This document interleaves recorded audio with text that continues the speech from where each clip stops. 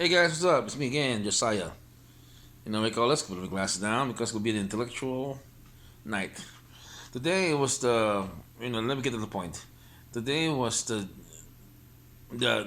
guilty verdict of Derek Chauvin, the police officer that was supposed to be, according to course, responsible for the death of Mr. Floyd. One thing I noticed about this thing is this: the verdict like that, in my opinion, is that is not a good verdict because the reason is that we gave away the mob rule. Now, here's the thing. Okay, my police encounters is that here in America like that, knock on woods are safe. The reason why that the reason why is this. I comply.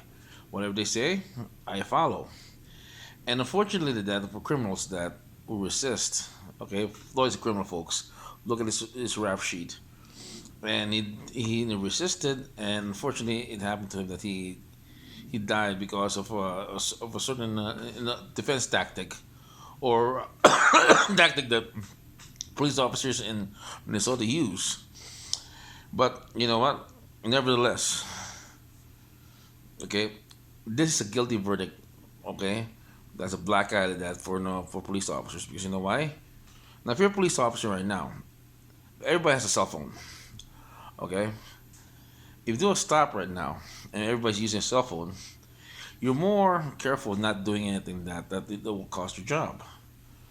Imagine this, okay? If you go hands on a suspect, if you're a police officer, there's a guy with a camera, you're not going to be as aggressive in trying to subdue him. And what call it, in most of the time that they will rely on the taser to that. And chances are that might not end good. So I think like that this is a bad choice because you know why? Because politicians do that, especially the Democratic Party do that, who's trying to you know write a law right now to make more police departments more responsible enough for their actions. In my opinion, that you just wrote a big target on a police officer's back because they made his job harder. You defund him, you make his life harder, and most of all is this: you're removing the protection line against the citizens and the criminal. And also this gun laws that Biden's like saying the Constitution is not absolute. Yes, it is, Mr. Biden. It's absolute. The law of the land that you have to follow that you swore the oath to. So this is a bad part. This is a bad thing's gonna happen.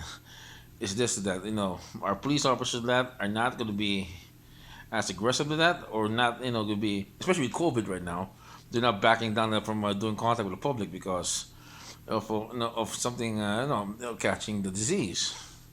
So my opinion is that what I call this is that this is a boondoggle for the Minnesota government that we're doing this, and they ride still.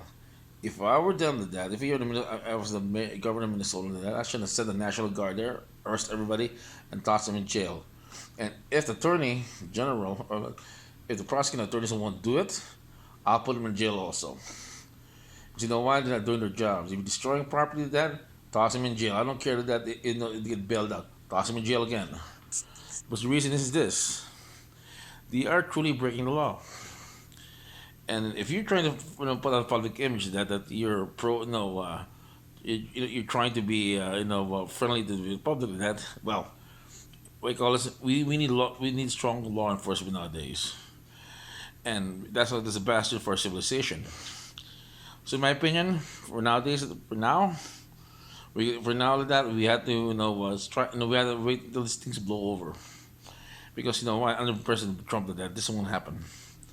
Because you know why? Because he'll support our police officers. Biden is just doing what Democrats do to that appease the left. Well, the left doesn't run this country. The citizens are, and they're not being listened to by the press. The press is just doing the propaganda. And unfortunately, this happened.